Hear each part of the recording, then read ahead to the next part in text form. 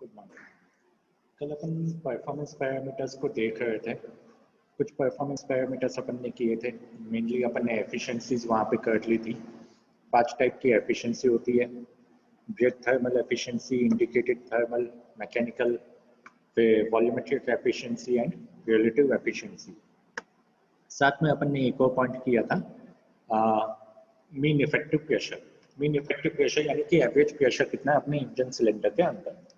कुछ और पैरामीटर्स होते हैं जो कि अपन देख लेते जल्दी से अभी आज। पहला पैरामीटर मीन पिस्टन स्पीड। जो अपना पिस्टन मूव हो रहा है, जो वो रेसिप्रोकेट हो रहा है इंजन के अंदर, तो वो कितने स्पीड से अपना मूव होता है। डिसेबल किया मैंने।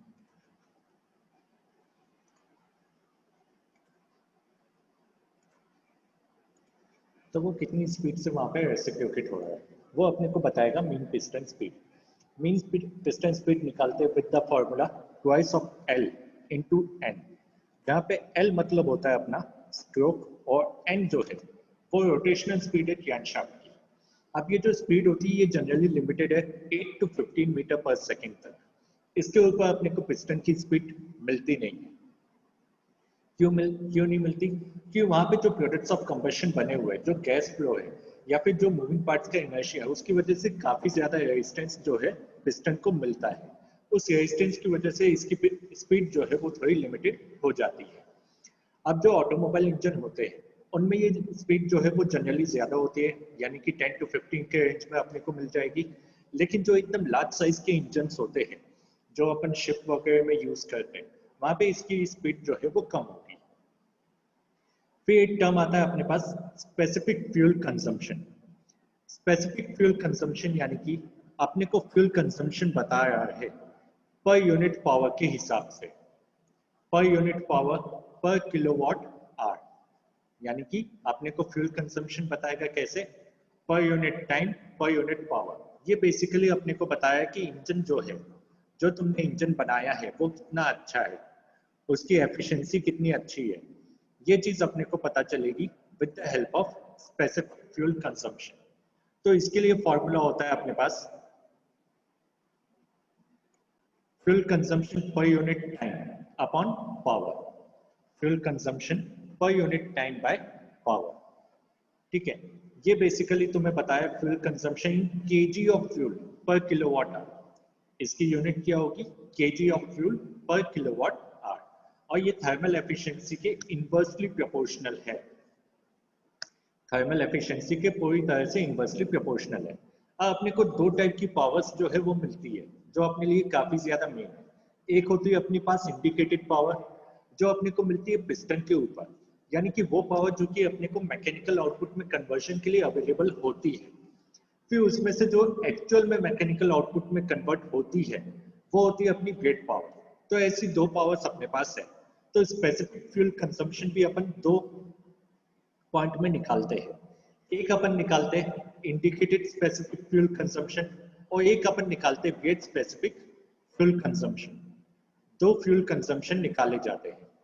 इंडिकेटेड स्पेसिफिक का मतलब है जो अपने को इंडिकेटेड पावर मिली, उस पावर को मिलने में पर यूनिट टाइम कितना फ्यूल अपना गया केजी में। और गेट स्पेसिफिक यानी जो भी मुझे मैकेनिकल आउटपुट मिला है उस आउटपुट को निकालने के लिए कितना यूनिट ऑफ फ्यूल, कितना केजी ऑफ फ्यूल वहां पे कंज्यूम हुआ है। तो दो टाइप के फ्यूल कंजम्पशन तुम्हें यहाँ पे मिलेंगे स्पेसिफिक में। एक गेट स्पेसिफिक हो जाएगा और एक इंडिकेटेड स्पेसिफिक। फिर आता है specific power output. Specific power output कि पर यूनिट पिस्टन एरिया तुम्हारे पास कितना पावर आउटपुट अवेलेबल है। जब भी पावर आउटपुट की बात करेंगे वो अपन बात करेंगे पर यूनिट पिस्टन एरिया। कि जो सबसे पहले तुम्हें जो पावर मिलने वाली, जो तुम्हें इंडिकेटेड पावर मिलती है वो कहाँ पे मिलती है? अपने को पिस्टन पे मिलती है। फिर उसके बाद उसको अपन मैकेनिकल पे कन्वर्ट कर सकते हैं। तो अपन पिस्टन का जो एरिया है उसके ऊपर अपन डिटरमाइन करते हैं कि पर यूनिट अपने को कितना पावर आउटपुट, कितना मैकेनिकल आउटपुट अपने को फाइनली मिला है। और ये अपने को बताता है कि जो भी डिजाइनर था, इंजन को जिसने भी डिजाइन किया, वो कितना सक्सेसफुल हुआ है अवेलेबल पिस्टन एरिया को यूटिलाइज करने में। कि पिस्टन एरिया जनरली काफी कम होता है।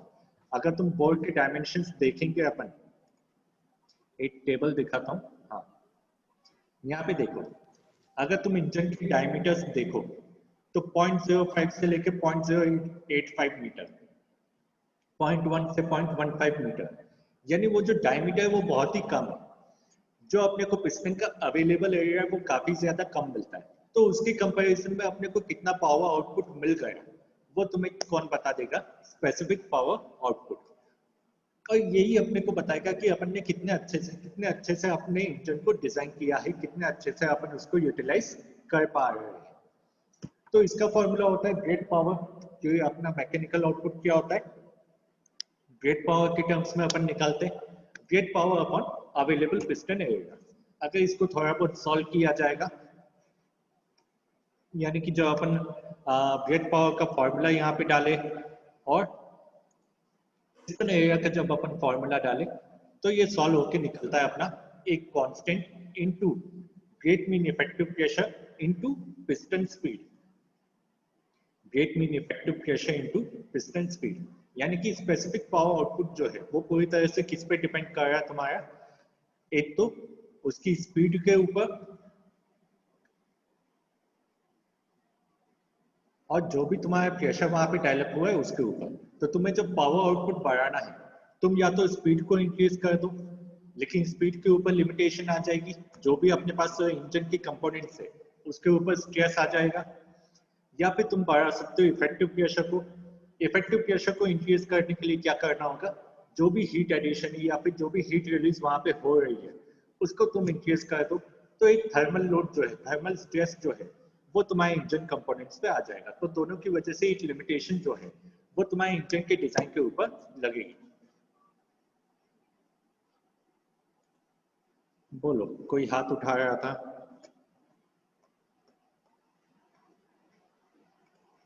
हेलो,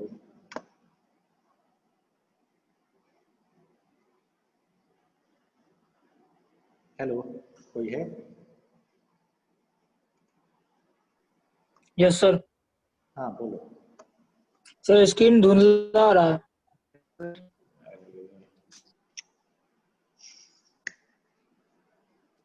स्क्रीन क्लियर नहीं है? क्लियर नहीं है सर। सर उसको क्लियर नहीं दिख रहा है, हमें दिख रहा है क्लियर। तुम्हें दिख रहा है क्लियर? सर हमें अभी नहीं दिख रहा है। बेटा जिसको क्लियर नहीं है कल व्हाट्सएप पे पीडीएफ डाला हुआ है। सर स्क्रीन पे ना जो लेटर्स लिखे हुए वो क्लियर समझ में नहीं आ रहे हैं। किसमें? तो सर थोड़ा आँख खराब है इसलिए। सर मतलब ब्लर है लेटर्स सर। समझ में नहीं आ रहे, ब्लर आ रहा मतलब। जिसको भी ब्लर दिखाई दे रहा है कल व्हाट्सएप में ये इसका पीडीएफ डाला हुआ है, उसको ओपन कर लो। सर अभी आप बोलते रहते हैं तो उसके साथ हम पढ़ते भी रहते हैं तो थोड़ा और अच्छे से क्लियर समझ में आता रहता है, इसलिए कह रहा हूँ वरना ना वो अभी वर्ड पीडीएफ समझ ओपन ही नहीं आ करो। रहा है तो समझ में नहीं। जो पीडीएफ तुम लोगों को शेयर किया गया है उसको ओपन कर लो तो हो जाएगा।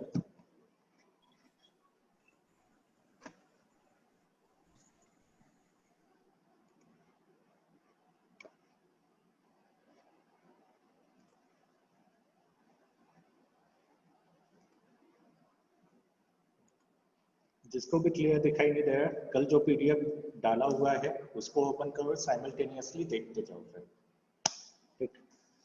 नेक्स्ट पैरामीटर अपने पास होता है फ्यूल एयर या फिर एयर फ्यूल रेशियो। ये अपन ने एब्रिविएशन के टाइम पे भी किया था।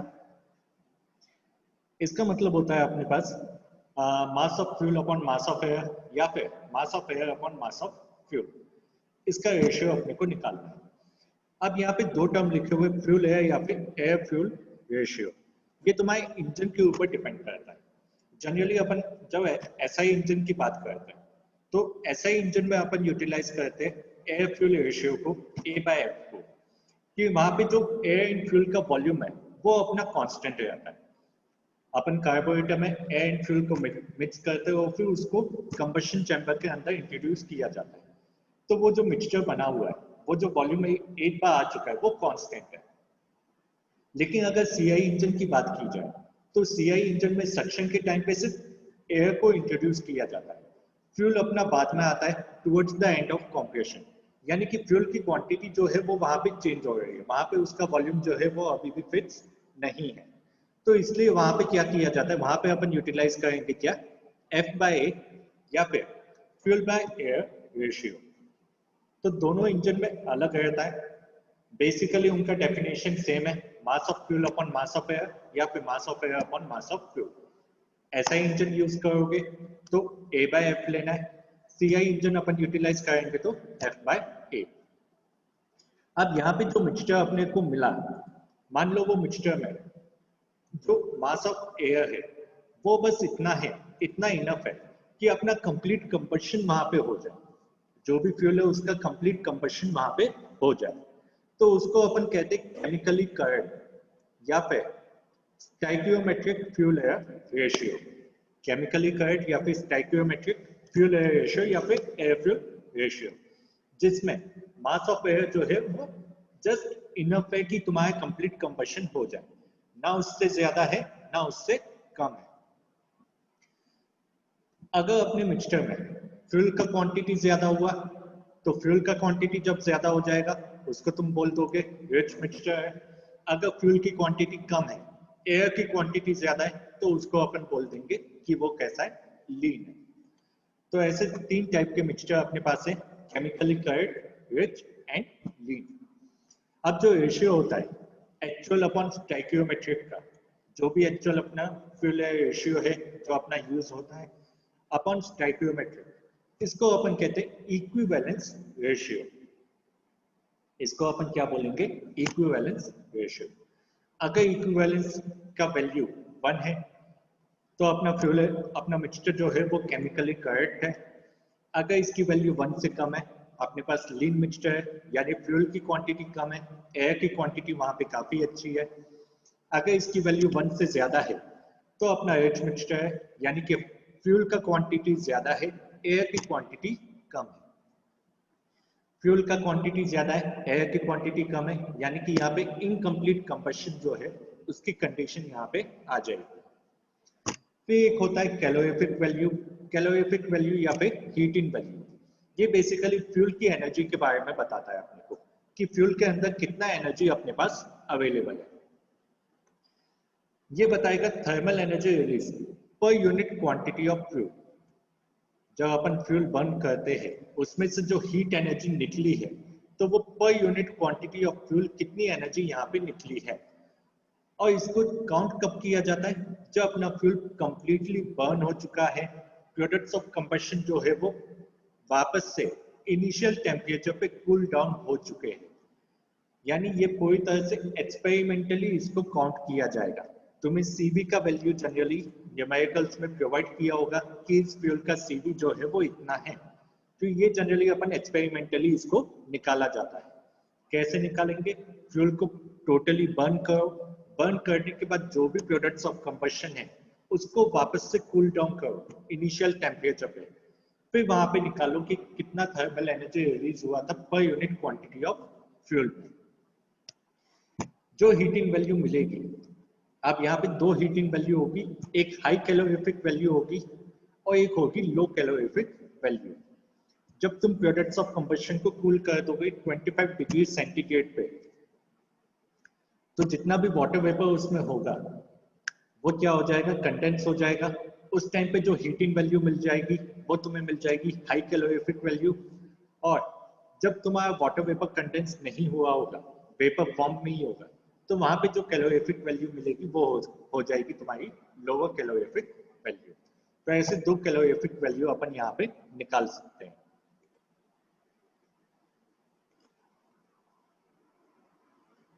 फिर लास्ट पैरामीटर होता है इनलेट वॉल्व मैक इंडेक्स। अब मैक नंबर तुम्हें पता होगा क्या होता है। मैक नंबर, मैक नंबर होता है तुम्हारा रेशियो होता है flow velocity upon velocity of sound का। फ्लो ऑफ रेट फ्लो, जो भी तुम गैस कंसिडर करो, जो भी फ्लूइड कंसिडर करो, उसकी flow velocity upon velocity of sound, इसके रेशियो को बोला जाता है मैक नंबर। अब ये जो मैक नंबर है, साइंटिस्ट ने ऑब्जर्व किया कि कुछ पर्टिकुलर मैक नंबर पे अपने पास वॉल्यूमेट्रिक एफिशिएंसी काफी ज्यादा मिल जाती है, कुछ इस पे अपनी वॉल्यूमेट्रिक एफिशिएंसी जो है वो बहुत ही कम है। यानी कि जो अपना इंटेक हुआ था, वो जो इंटेक है वो बेसिकली अपने सोनिक वेलोसिटी यानी वेलोसिटी ऑफ साउंड के ऊपर काफी ज्यादा डिपेंड कर रही है। साइंटिस्ट ने एक्सपेरिमेंटेशंस कैसे किए थे, जो कॉम्प्रेशन रेशियो थे वो उन्होंने फिक्स रखे, जो वॉल टाइमिंग था वो उनका फिक्स था, सिलेंडर उन्होंने सेम सिलेंडर लिया सब एक्सपेरिमेंट के लिए, बस उन्होंने वॉल का डायमीटर जो है उसको चेंज कर दिया और जो इंडक्शन पाइप था उसका लेंथ उसने चेंज किया। तो उससे उनको पता चला कि वॉल्यूमेट्रिक एफिशिएंसी और मैक नंबर जो है वो काफी ज्यादा आपस में रिलेटेड होते हैं। तो इसलिए यहाँ पे एक टर्म आ गया मैक इंडेक्स, एक टर्म आ गया मैक इंडेक्स। मैक इंडेक्स को निकालने के लिए ये पूरा बहुत लंबा चौड़ा इक्वेशन है, अपने को इसको फाइंड आउट नहीं करना है, लेकिन अपने को ये पता होना चाहिए कि नहीं अपना जो वॉल्यूमेट्रिक एफिशिएंसी है वो मैक नंबर के ऊपर भी डिपेंड कर रही है। अब मैक नंबर पे डिपेंड करे यानी ये बेसिकली जो मैक्सिमम इनटेक वेलोसिटी ये उसको अफेक्ट कर रही है। सबसे ज्यादा वॉल्यूमेट्रिक एफिशिएंसी अपने को मिलती है जो अपना मैक नंबर होता है 0.55 का। 0.55 के केस में अपनी वॉल्यूमेट्रिक एफिशिएंसी काफी अच्छी अपने को मिल जाती है। उसके अलावा कोई होगा तो वॉल्यूमेट्रिक एफिशिएंसी जो है वो कम ज्यादा होती रहती है। इसलिए तुम्हारे पास एक और टर्म यहाँ पे आ गया था मैक इंडेक्स। अब जब तुम डिजाइन या परफॉर्मेंस निकालने जाते हो तो इंजन को एक रेटिंग जो है वो दिया जाता है। ये जो रेटिंग अपन देते हैं ये बताता है कि हाईएस्ट पावर कितनी है जिसके ऊपर इंजन काम करेगा, और साइमल्टेनियसली उस हाईएस्ट पावर के लिए क्या कंडीशंस अपने पास रहती है। इंजन की इकोनॉमी, इंजन जो है वो काफी ज्यादा इकोनॉमिकल परफॉर्मेंस दे, एक सेटिस्फैक्टरी अपनी रिलायबिलिटी हो और वो वहां पे ड्यूरेबल भी होना चाहिए। ऐसा नहीं कि अपन ने बहुत ज्यादा हाई पावर आउटपुट वहां पे दे दिया लेकिन अपने को कोई इकोनॉमी नहीं मिल रही, 100% फ्यूल जो है वो एफिशिएंसी जो है वो पूरी तरह से जीरो की तरफ जा रही है, जो पार्ट्स है वो बहुत जल्दी डैमेज हो रहे हैं। ऐसा नहीं होना चाहिए। अपने को इस तरह से इसको डिजाइन करना है कि अपने को जो अपने रिक्वायर्ड पावर है वो पावर भी मिल जाए, साथ में वो इकोनॉमिकल भी हो, रिलायबल भी हो और काफी ज्यादा ड्यूरेबल भी होना चाहिए। अगर ऐसा नहीं हुआ तो लोग अपने इंजन को लेंगे ही नहीं, लोग प्रेफर ही नहीं करेंगे कि अपन ने जो इंजन डिजाइन किया है उसको यूटिलाइज करें। तो इसके लिए काफी सारे टिपिकल डिजाइन डेटा जो है वो अवेलेबल होते हैं कंपनीज में। अपन अगर एग्जाम्पल के लिए देखें, सिर्फ एग्जाम्पल के लिए देखते हैं, जैसे यहाँ पे एक टेबल दिया हुआ है पूरा। अब इस टेबल में दिया हुआ है अपने को ऑपरेटिंग साइकिल बताई हुई है। सबसे पहला कॉलम जो है वो अपने को ऑपरेटिंग साइकिल बताया है कि तुम्हारा इंजन जो है वो कौन से साइकिल पे काम कर रहा है, 4 स्ट्रोक है, 2 स्ट्रोक है, वो बताएगा। फिर अपने पास कॉम्प्रेशन रेशियो है, उसके बाद उसका बोर यानी कि पिस्टन का डायमीटर अपने पास, स्ट्रोक बाय बोर का रेशियो है, फिर स्पीड है, रिवॉल्यूशन पर मिनट यानी कि अपने पास क्रैंकशाफ्ट की स्पीड है, क्रैंकशाफ्ट के कितने रिवॉल्यूशन हो रहे हैं अपने पास per minute, weight mean effective pressure वहां पे कितना जनरेट हुआ है, वेट बाय पावर का रेशियो यहाँ पे कितना है, और अपना स्पेसिफिक फ्यूल कंजम्पशन यहाँ पे कितना है। अगर सिर्फ फ्यूल कंजम्पशन को देखें तो फ्यूल कंजम्पशन देखो, तो एसआई पहला जो कॉलम दिया है वो एसआई का दिया हुआ है। एसआई में जो अपने पास लार्ज साइज के इंजन वहां पे फ्यूल कंजम्पशन है 200 ग्राम्स का, जो एकदम लार्ज गैस इंजन है जो अपने एयरक्राफ्ट वगैरह में यूज होते हैं। वहीं पे अगर स्मॉल व्हीकल्स में देखो तो स्मॉल व्हीकल में अपना फ्यूल कंजम्पशन हो रहा है 350 का। अब ऐसा क्यों हो रहा है कि स्मॉल व्हीकल्स में अपने को फ्यूल कंजम्पशन ज्यादा दिखाई दे रहा है, लार्ज व्हीकल में अपने पास यहाँ पे फ्यूल कंजम्पशन काफी कम है। ये होता है कि यहाँ पे अपनी दो चीजें आ जाती है, turbo chargers and super chargers. जो अपने लार्ज इंजन होते हैं वहां पे टर्बो चार्जिंग और सुपर चार्जिंग दो चीजें की जाती है, जिससे कि जो एयर का इंटेक होता है उसका प्रेशर अपन पहले ही इंक्रीज कर देते हैं, वहां पे अपन कंप्रेस्ड एयर को पास करते हैं। वहां पे जो एयर को पास किया जाता है टर्बो चार्जर की हेल्प से या सुपर चार्जर की हेल्प से, वो कॉम्प्रेस फॉर्म में होती है और जो स्मॉल व्हीकल है, स्मॉल व्हीकल में वो कॉम्प्रेस फॉर्म में नहीं हो रही, उसको अपन बाद में कॉम्प्रेस कर रहे हैं। तो कॉम्प्रेशन में भी अपनी एनर्जी जो है वो जा रही है, जो प्रेशर अपने को मिलता है वो थोड़ा कम मिलता है। तो इस वजह से क्या हो रहा है, जो लार्ज इंजन से वहां पे अपना फ्यूल कंजम्पशन कम हो रहा है, लेकिन जो स्मॉल इंजन से वहां पे फ्यूल कंजम्पशन बढ़ रहा है। ऐसे ही तुम अगर इफेक्टिव प्रेशर को देखो तो इफेक्टिव प्रेशर अपने पास लार्ज इंजन में काफी ज्यादा मिल रहा है, स्मॉल इंजन में ये काफी कम। स्पीड अगर देखोगे, स्पीड में भी अगेन वही चीज हो रही है। कैनशाफ्ट की स्पीड देखो, यहाँ पे 900 का तुम्हारे पास स्पीड है, यहाँ पे 4500 तक का स्पीड है। यानी जो लार्ज इंजन है वो कैसे चलेंगे, वो स्लो स्पीड पे चलते हैं। जो स्मॉल इंजन है वो काफी ज्यादा हाई स्पीड पे चलते हैं। तुमने कंपैरिजन भी किया होगा, बाइक तुम काफी ज्यादा हाई स्पीड पे चला लेते हो, जो तुम्हारे पास फोर व्हीलर होगा उसका स्पीड कंपैरेटिवली थोड़ा सा कम हो जाता है। उसी जगह पे अगर बस या ट्रक में चले जाओ उसका स्पीड और कम हो जाता है। तो ये जो है ये कॉमन डेटा, ये common scenario, common normalized data है जो अपने को देखने को मिलता रहता है। जो मैक्सिमम स्पीड होती है वो डिक्रीज होती जाती है जैसे जैसे इंजन साइज बढ़ेगा, कि अपनी जो पिस्टन स्पीड है, पिस्टन स्पीड का अपने पास लिमिट है 8 to 15 मीटर पर सेकेंड, अपने को उसी पे रखना होता है। रेट मीन इफेक्टिव प्रेशर है वो टर्बोचार्ज और सुपरचार्ज इंजन के लिए ज्यादा है। जो मीन इफेक्टिव प्रेशर है, लार्ज इंजन है, अपना टर्बोचार्ज इंजन है, ऑलरेडी अपन कंप्रेसर है वहां पे पास कर रहे हैं, ऑलरेडी उसका प्रेशर काफी ज्यादा है। जब कंप्रेशन का स्ट्रोक होगा और प्रेशर वहां पे इंक्रीज हो जाता है, तो वहां पे जो इफेक्टिव प्रेशर अपने को मिलता है वो काफी ज्यादा मिलेगा। लेकिन जो स्मॉल व्हीकल से वहां पे इफेक्टिव प्रेशर अपने को कम मिल रहा है। सीआई इंजन में देखोगे, सीआई इंजन में भी सेम चीज चल रही है। अपना जो पैसेंजर कार में अपना मीन इफेक्टिव प्रेशर कम है, लेकिन जो लोकोमोटिव्स है, लार्ज इंजन है, वहां पे इफेक्टिव प्रेशर काफी ज्यादा है। किस वजह से मिला, कि यहाँ पे अपन ने यूज किया टर्बोचार्जर एंड सुपरचार्जर का यहाँ पे यूटिलाइजेशन किया हुआ है। ऐसे ही अगर तुम स्पेसिफिक फ्यूल कंजम्पशन देख रहे हो, यहाँ पे फ्यूल कंजम्पशन काफी कम हो रहा है लार्ज इंजन में, लेकिन स्मॉल इंजन में काफी ज्यादा हो रहा है। तो ये सब चीजें डिपेंड करती है, काफी सारे फैक्टर्स होते हैं अपने पास जिसके ऊपर ये चीजें डिपेंड कर रही है। जनरली जो लार्ज सीआई इंजन होते हैं वहां पे अपनी थर्मल एफिशिएंसी मिलती है 40% की गेट थर्मल एफिशिएंसी, और इंडिकेटेड थर्मल एफिशिएंसी अपने को मिल जाती है 59%। काय का नाटक रे?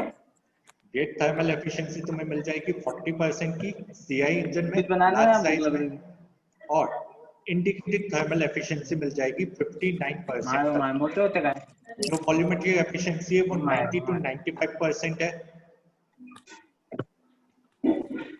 सीआई इंजन में 85 to 90% की वॉल्यूमेट्रिक एफिशिएंसी है, एसआई में वो है 85% तक।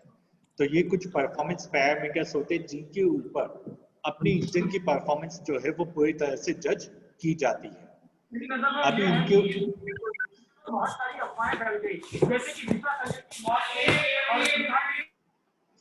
अभी इनके ऊपर अपने को जो है आगे न्यूमेरिकल्स देखने, न्यूमेरिकल्स में यही फॉर्मूला अपने को चलेंगे।